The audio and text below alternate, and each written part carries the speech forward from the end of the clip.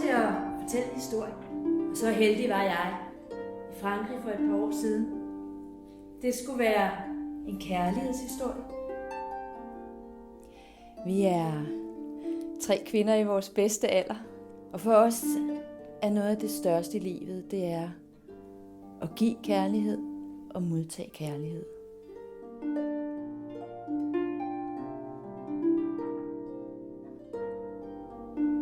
Døren sceneindgangen åbner sig, og næsten usynlig af skuffelse kigger han ud.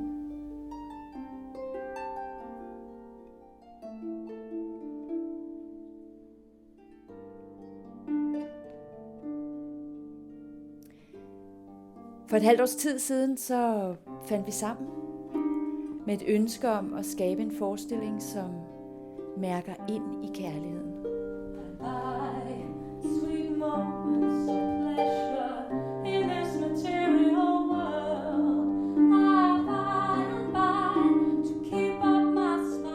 Her står jeg med min bedste velvillighed for at favne kærligheden.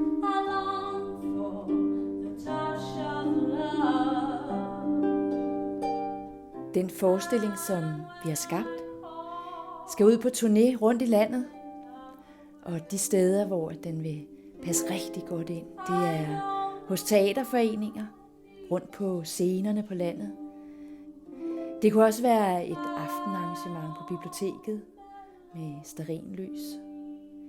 Det kunne være en café eller på en herregård, hvor der er ro og hvor der er lyst til at mærke ind i kærligheden, ind i kærlighedssansen.